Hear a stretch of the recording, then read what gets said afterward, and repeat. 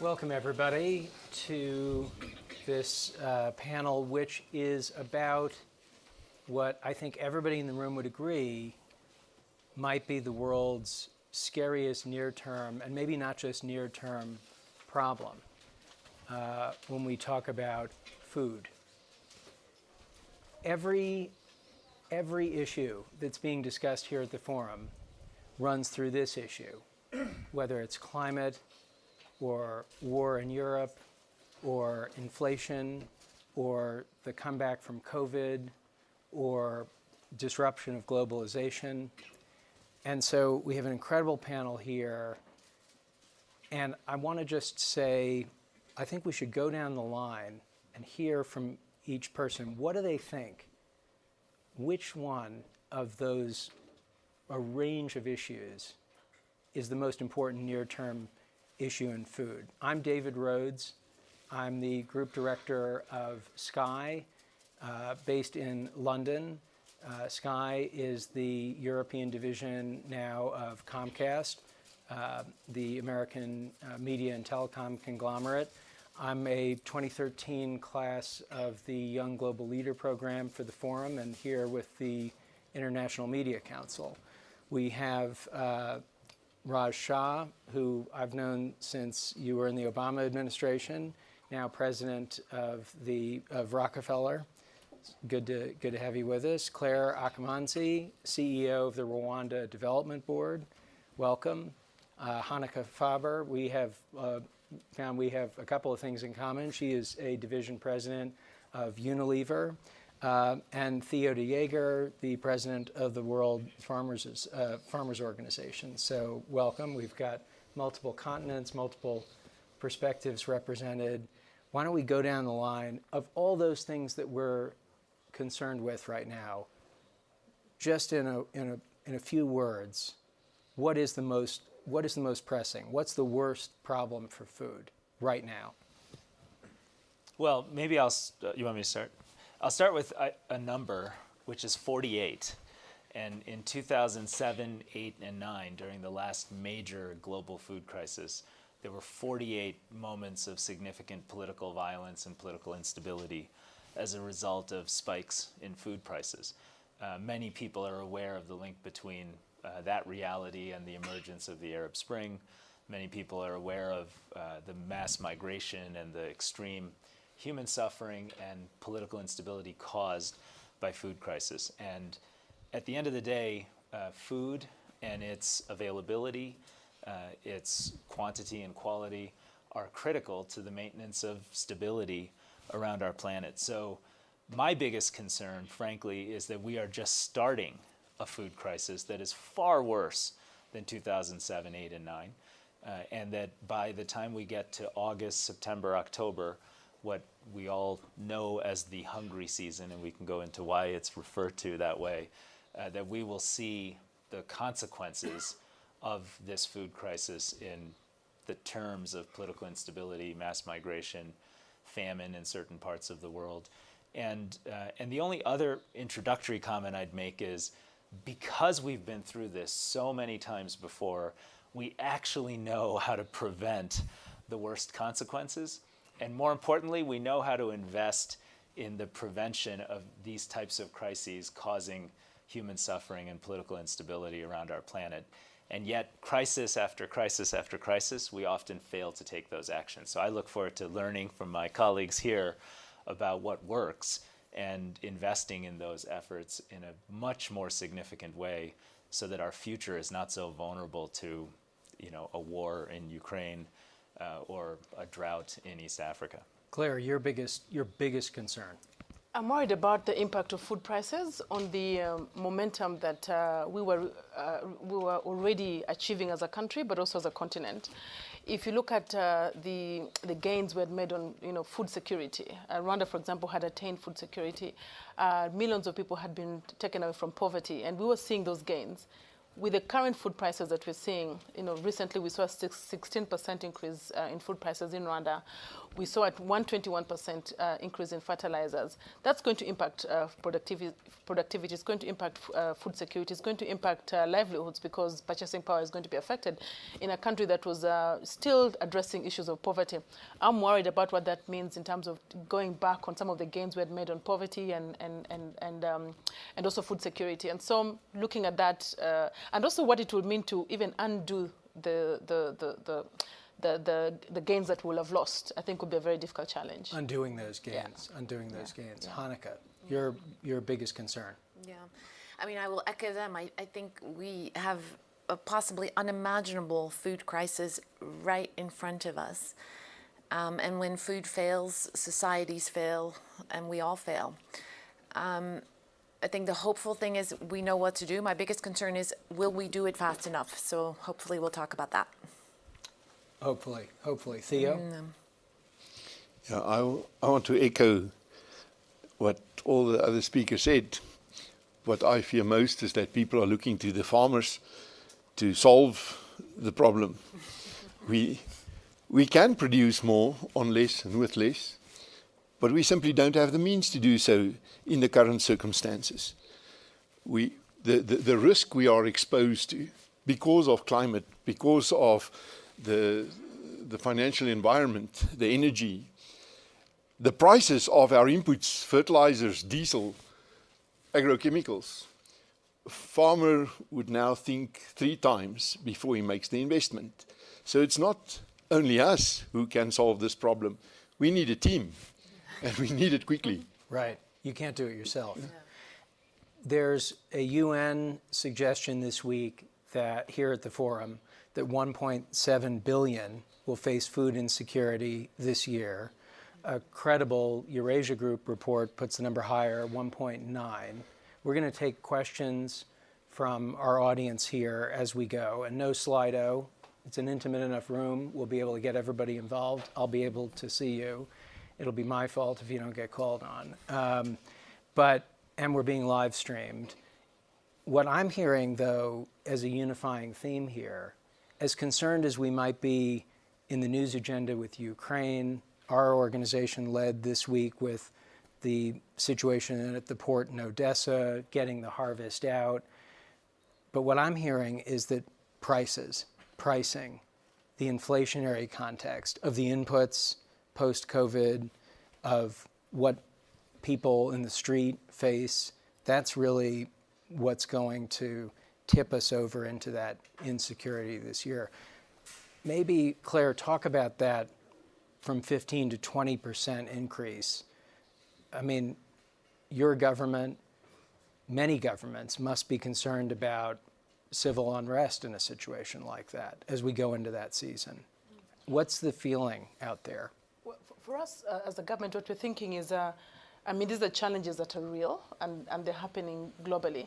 The key thing is to bring all the parties together, starting with the people that are going to be affected, those that are going to be paying high prices, those that are already feeling the pain, getting them to understand what's going on and some of the solutions that we have. So I think engaging the people and the public and community and really sharing the truth of what's happening and what we have to grapple with. I think for us that has been very important.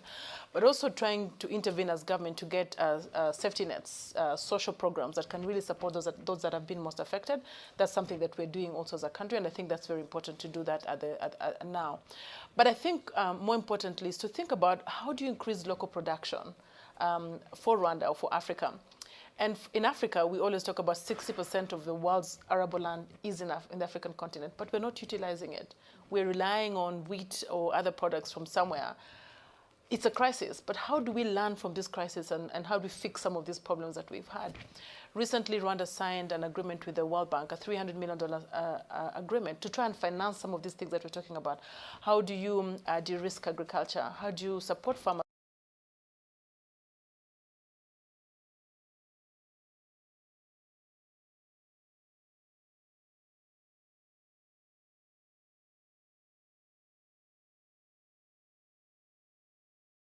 And we have everything that it takes in Africa. We just need to put everything together to make it work. I mean, what I hear from Theo is that even where we have land and cultivation, we've got problems on those input prices. But I guess there's more land to put into cultivation where that came from, is your point. Yeah, but then we cannot waste this crisis and just keep farming the way we've always done, because this crisis is bigger than the Ukraine and ports. This crisis has been building for a long time. Climate change is a big part of it, droughts, floods, which means we have to farm differently. And this is a great time to start farming differently. We call it regenerative agriculture. It has to come to many more acres, many more crops, many more regions around the world. And as businesses, we have a responsibility to fund and scale that transition, because the farmer cannot do that on his own. And we've got good examples. So if I might quote one that's been in place between Unilever, ADM, and the farmers of Iowa for 5 years now.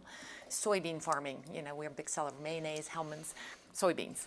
Soybean farming is not great for the soil. It's very mechanized. So water runs off, the soil deteriorates. So we started with 100 farmers in 2017 to see if we could farm differently, to reduce emissions, to reduce water pollution, to improve soil health. Your company points out, that it takes 1 to 4 centuries to have soil that's suitable for this. It all starts with the soil. So we started with 100 farmers. We measured it, University of Iowa measured it, and after 5 years, we're seeing reduced emissions, less pollution, higher yields. It can be done. Again, with, of course, leadership of the farmers of Iowa, transitional funding from ADM, from us. We'd love to see more from governments to enable this as well. It can be done. It's not rocket science, but it has to be done on many more crops, many more countries now if we're going to avert this crisis. Raj, you and I met in coverage of politics, and it's ironic how everything comes back to Iowa in that context. But you probably, what is the role for NGOs and for multinational, for global institutions in this? I mean, we've got a government perspective, we've got a corporate perspective. I think people probably look at the sector and think that, philanthropy isn't big enough to get us through this. Well, philanthropy is certainly not big enough to get us through this. What we can do is sort of highlight the path forward and try to lift up and listen to the voices like Claire that basically just gave us the roadmap to solve the crisis. And that roadmap has, I think, 3 basic components right now. The first is we need aggressive humanitarian action now, informed by all the science and innovation that we've put into place over 40, 50 years to improve the effectiveness of that humanitarian action. For example, Rockefeller and Grow Intelligence, a data and AI company, launched a tool that allows us to visualize vulnerability in terms of this crisis going forward. We know, and we knew before Ukraine was invaded, we knew where the hotspots were going to be. Now we know with real precision where the hotspots are likely to be in terms of people starving and real political instability from food crises later this year. We can pre-position food, we can get NGOs in there, we can support the World Food Program to have the resources it needs, we can work with local producers and governments to protect people in those communities and reduce the pressures on migration, violence, unrest that may result from real acute hunger later this year. That's number 1. Number 2 is what Claire said, which is we should be investing aggressively in social safety nets. And the truth is, the whole development enterprise, the countries themselves, the World Bank and other similar institutions and NGOs have learned a lot about how to provide meaningful social protection to communities that are vulnerable. We know how to reach children. We know how to reach pregnant women. We know how to run school feeding programs. We know which of those programs are likely to be most protective at times of crisis. And right now, because countries are facing a fiscal crisis from rising interest payments on debt, from increased fuel costs, and increased food costs from the prices you just mentioned, they don't have the fiscal capacity to invest in those protection programs when they are needed. We should have a massive global effort. This should be part of a G7, it should be part of a G20, but right now we need much, much bigger push in that area. The final area is, again, what Claire said, is help farmers. We know that helping farmers works to increase local production. When I was part of the Obama administration, we launched, and we've talked about, Feed the Future. Feed the Future works in Rwanda and 19 other countries. It's no magic. We work with local leaders like Claire and farmers that are represented throughout the country, mostly small-scale and medium-sized farmers. And in fact, they have improved their yields, they've improved their production, and the 19 Feed the Future countries are actually more resilient to this crisis because of effectively 7-8 years of real investment. Another example is AGRA, the Alliance for a Green Revolution in Africa. AGRA has reached, it reaches about 11 million farmers in about a dozen countries in Africa on an annual basis. About half of those farmers have improved their adoption of fertilizers and inputs like improved seeds, all local, all very sustainably done. And the result has been they've increased their yields from about 1.2 tons per hectare to 2.5 tons per hectare. That, I mean, Claire, you tell us, what difference does that make for a family and for a community when you double yields from that low of baseline? I mean, in America, yields are what, 10 tons per hectare, and in Europe, they're probably 8 or 9. Africa is one of the few places where you still have a lot of farming that's only producing 1 or 1.5 tons per hectare. So we know these efforts work. We know they're incredibly powerful. We need to invest in them more, and we have to use this crisis to actually solve this problem. But as part of what we did, and I say just we in terms of here we are at the forum, we're trying to get a handle on these issues from sort of 37,000 feet.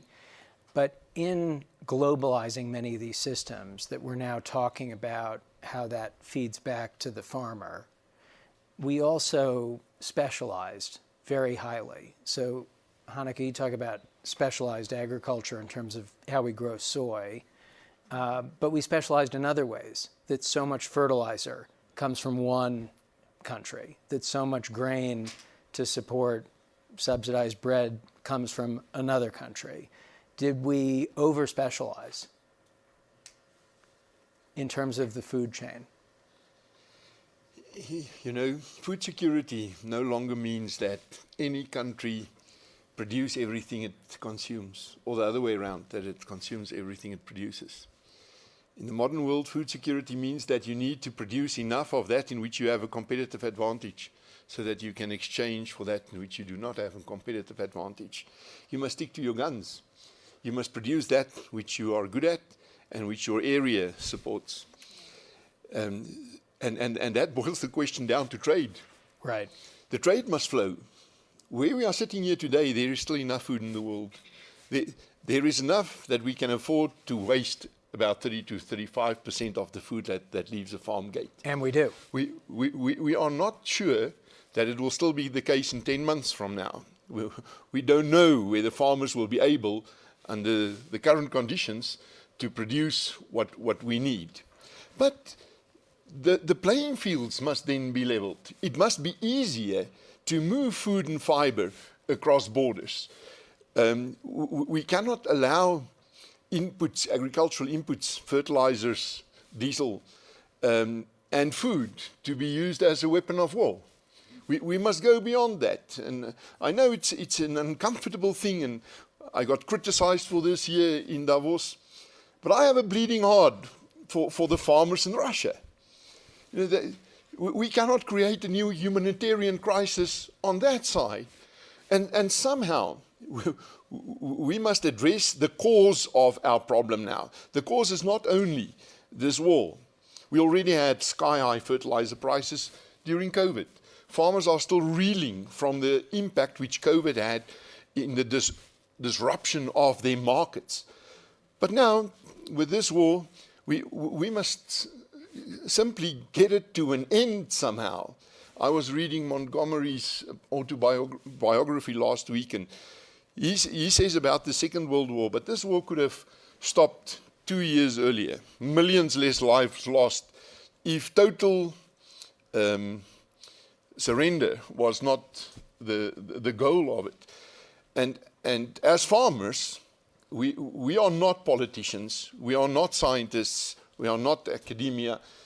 We are looking to leadership to go there and address this issue and see what we can do to normalize things, or else, Martin Suskind, the German philosopher, says, imagine there's a war and nobody goes there.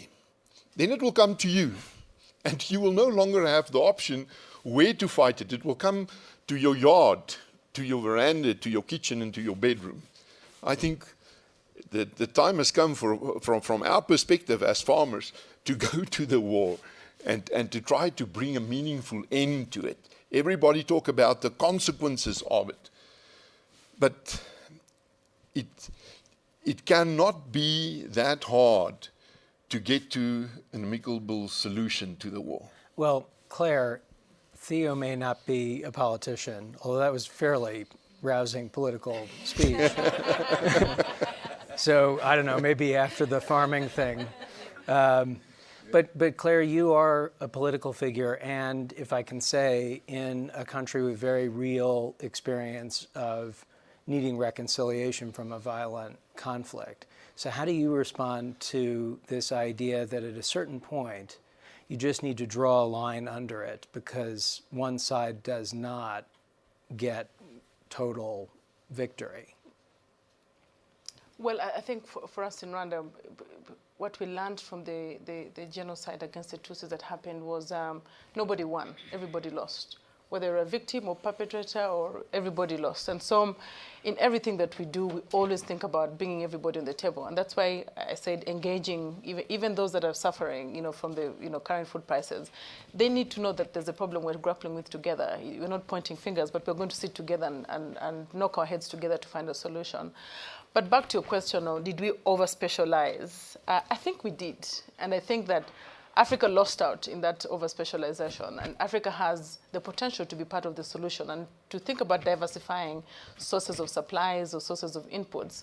And I think for us as an African continent, this is the time to really challenge ourselves to rise up, to really find or be part of the solutions. And as we think about some of the innovations that are being discussed today, you talked about regenerative agriculture, climate smart agriculture, all these innovations, new seed varieties, who's thinking about those? I think we also want to position ourselves in the African continent as being one of those places that you can try these innovations and test them. And Rwanda in particular, we like to position ourselves as a proof of concept country. We don't have all the solutions. You have some of the innovations. Are you looking for a place to test them?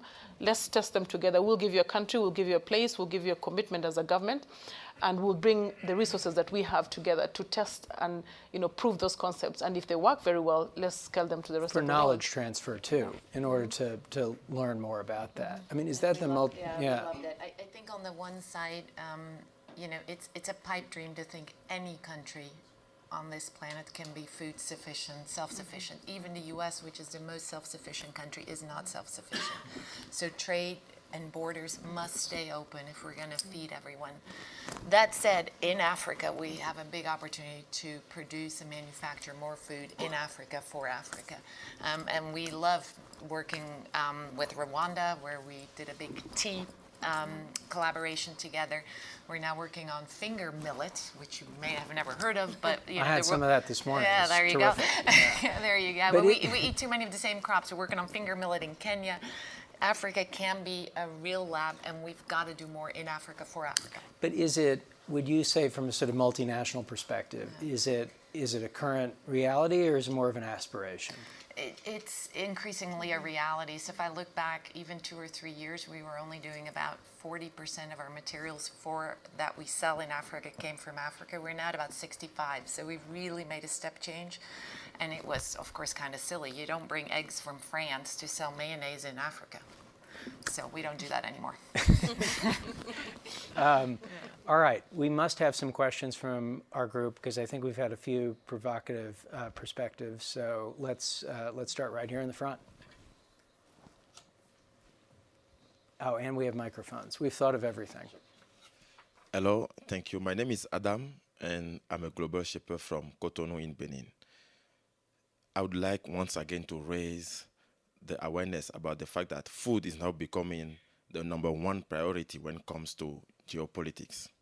And regarding to that, having 60% of the arable land I would like to know what you think about how, as African, can, and I'm happy Theo brought it up, can increase or enhance intra-trade among ourselves in order to be self-sufficient and then maybe be the solution for this crisis. Thank you. Can I respond to that? Theo. Often the most beautiful things are born in times of crisis.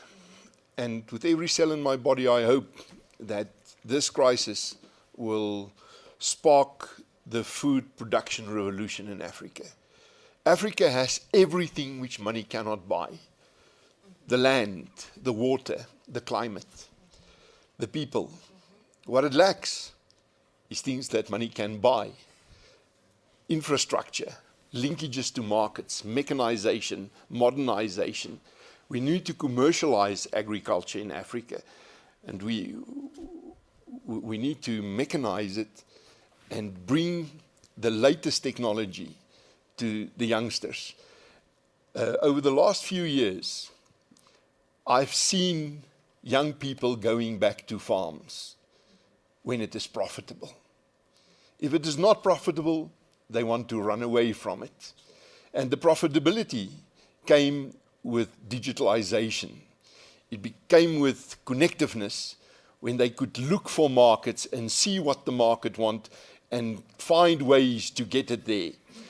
Nothing makes me more excited about a new generation of young farmers in Africa who are stepping forward and taking control of the challenges of competitiveness.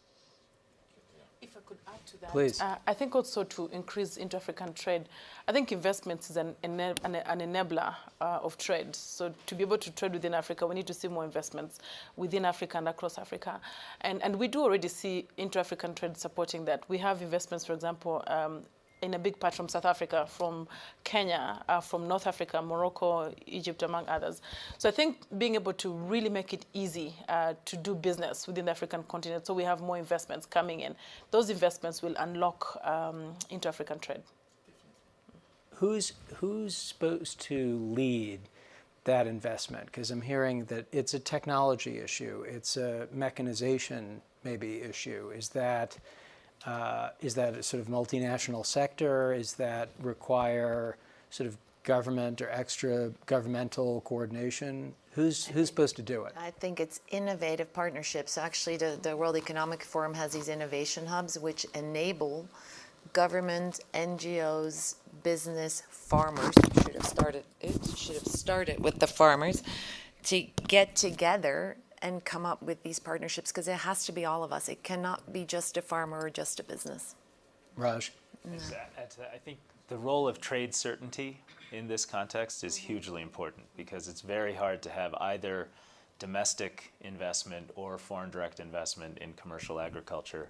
If the rules are unclear. If the rules are unclear. And just to put it in perspective, right now as we speak, I think 30 countries have instituted export bans of different commodities during this crisis, compounding the fact that 30% of the world's wheat for trade is stuck in Ukraine, and 20% of the world's nitrogen for fertilizers is stuck in Russia. And that just makes matters worse. So when the Indian government pulls its wheat off the global market, or the Indonesian government pulls its palm oil off the global market, it's exacerbating a crisis. And those actions, which speak to a real domestic fear about will we have food to feed ourselves right now, will actually come back and undermine the global system's resilience in 6 months, 12 months, 18 months. So we have to avoid this, and there needs to be much more of a political agreement to have trade certainty in order to both get through the crisis and to enable more direct investment in agriculture. But Theo, in a way,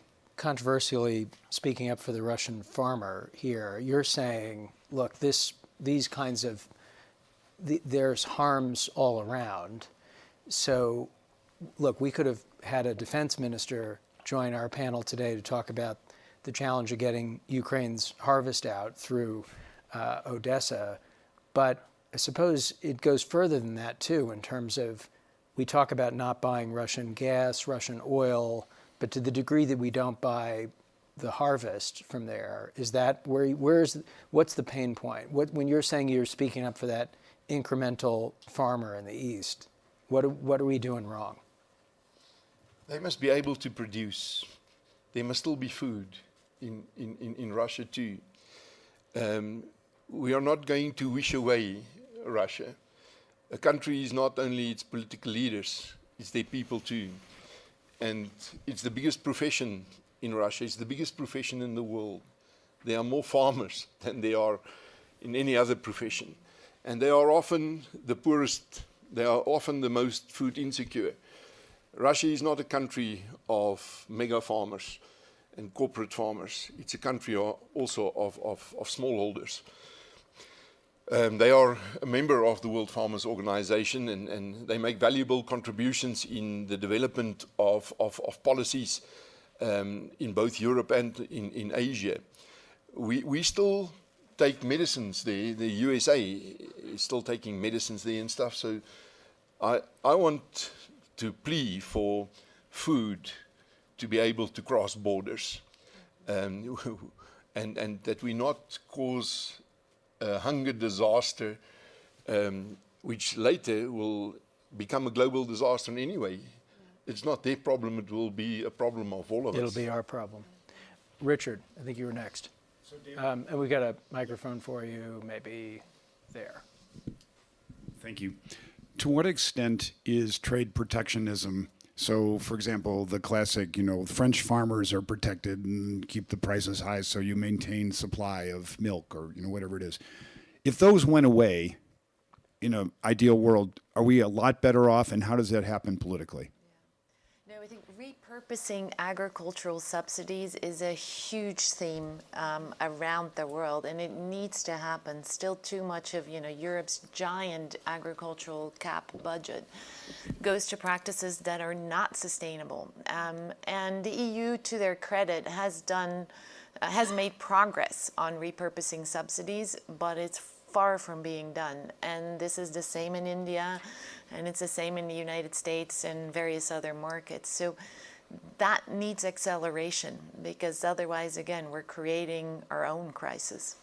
The cap has been litigated in this and other forums since anyone can remember, and it predates many of these international organizations. But you're saying it's still a very present danger to the system. Absolutely, absolutely. Again, progress has been made, but more progress needs to be made. And for example, right now the EU is debating Fit for 55, which is their CO2 reduction target, and what plans they need to do to actually meet that target.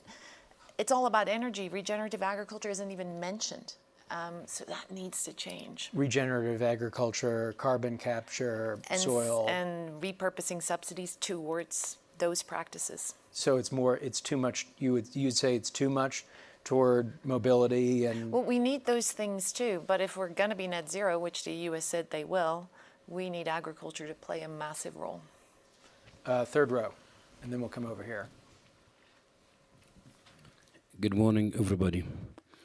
My name is Khadim Al-Dirai. I am the chairman of Al-Dahra Agriculture based in Abu Dhabi. What I hear today, like what we heard in 2008. And actually in UAE, in 2006, we have felt the pressure of the importance of the food security stability. And we are in the region in the Middle East where we don't have enough water and we don't have fertilized land. So what we have decided, we have decided to outsource the product from the globe. And we have shortlisted many countries. And that shortlisting based on water availability, investment encouragement, and accessibility. What we have seen since then, three major factors that really affecting the food security. One is availability, which is not the case this year. The other one, accessibility, which is more or less was since the pandemic. And the third one, affordability, which is extremely the case nowadays. I think affordability too, not to interrupt, but that's what led our process up here. You're putting those other two maybe ahead. Yes, but no, today the affordability is the issue, the case. Many countries today, they don't have, and this is the challenge that is coming, mainly if you look at Sri Lanka, Egypt, and other countries and African countries, they are suffering, and there is less of credit facilities to afford or to provide for such hikes in commodities. Now, when this crisis happens, we see a lot of government intervention, a lot of thought and discussion.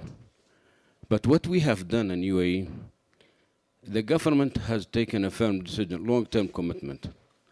And they have asked the private sector to look at opportunities where and how they can mitigate that risk not to happen every year. Every single country, either rich or poor, they have a budget to buy that product. But if they have allocated and used that money wisely by vertically integrating or creating sort of in-kind investment in the countries where they are friendly or they are neighboring, and they focus their effort to produce and to create solutions, sustainable solutions, this would have not solved the problem, but probably it will eliminate when the crisis happen. Now, you know, nobody doubts Black Sea is the main source of grains. Russia, Ukraine, Romania, and this part of the world, beside the west part of Europe. No one had thought this problem would happen, and this net availability. I cannot blame the farmers. The farmers actually the more victims than anybody else, Well, and I because think they you're have saying that. Yeah, but they have put money and they are suffering. They are suffering from the energy input cost, energy fertilizer, but also now they don't have the room to sell, and even they don't have the access to the cash to harvest or to buy fertilizer. So they are in big trouble. Consumers, they really cannot afford today the price. So who to blame? well, so is your question who to blame? What's your question for the panel? Actually, And then- my and then question, I want to come up my here. question, Yeah. it is the responsibility on the government to really know exactly how they can mitigate the risk. Because the problem happens when there are some countries, they banned the export, so they must be responsible. Knowing that, Let me ask it in this way, and then I want to get to our next question here. Maybe the question is, governments try to mitigate risks to a degree. Sometimes those are beyond their capability. So, for instance, we talk, I think, in an individual European government context about how the consumer will deal with inflation. I mean, at a certain point, if you're facing a global inflation situation, there's only limited levers to pull. What are the levers that, to our friend's point, should have been pulled? I mean, if we can do a little bit of hindsight here, what did we miss? I can name one. Yeah. We just are emerging from, in some parts of the world, not fully emerging from a global pandemic that's been obviously a multi-year crisis. Through that pandemic, wealthier nations pulled the lever of fiscal stimulus and often targeted social protection in the context of fiscal stimulus. In fact, those countries put between 25 and 30% of GDP into an effort to sustain the economy through the crisis.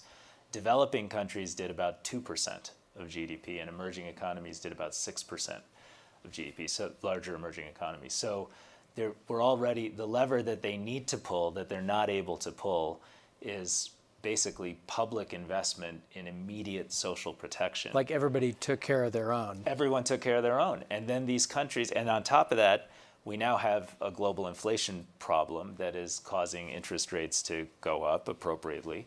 But it's the developing and emerging economies that have by far the greatest multiple of interest rate increases, and therefore even more debt sustainability burdens. 60% of the developing countries in the world are facing immediate debt sustainability crises at a time when they're also facing a food and fuel crisis.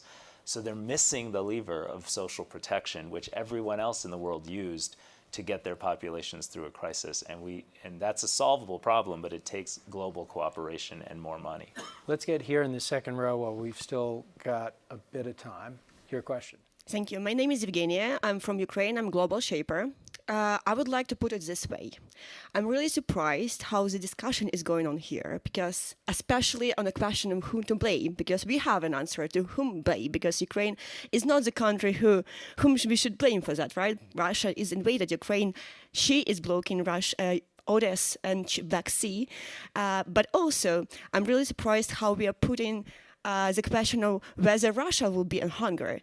Believe me, Russia won't be on hunger. There is already an evidence that Russia is stealing the gain in the amount preliminary, according to the Ukrainian Defense Ministry, of 400,000 tons of gain. So, and translated and transported to the Syrian. You mean sending east what we're not seeing coming out of the port, or sending west? So, say again?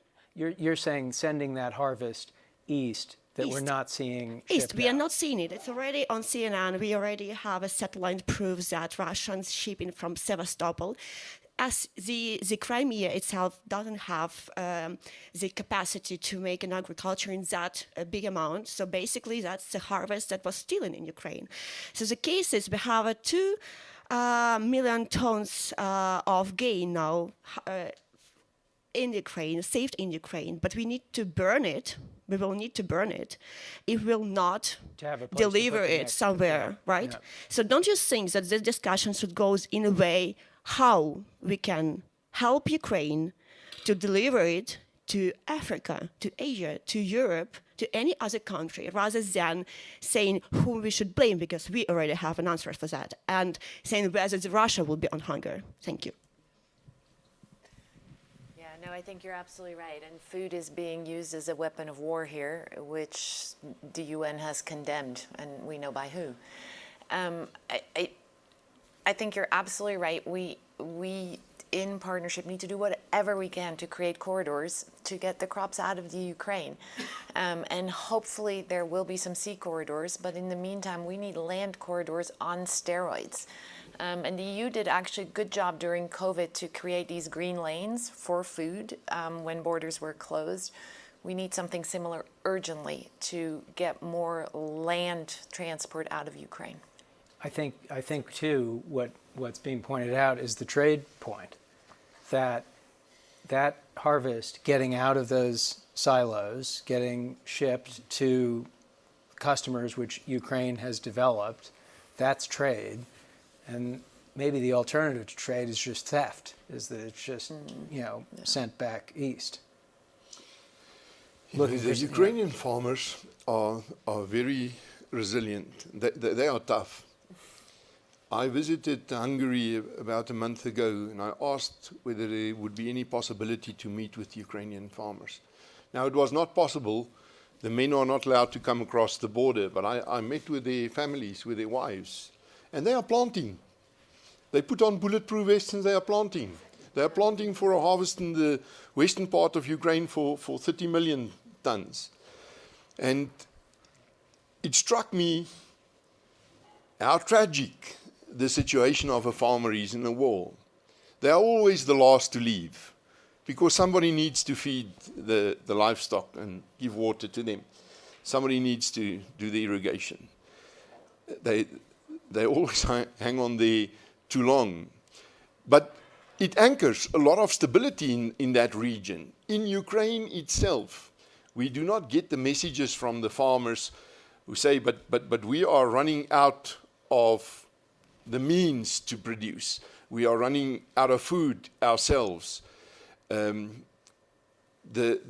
crisis with the Ukrainian farmers is that they cannot get their products out now, and they cannot get the money for their products. So they cannot afford to buy.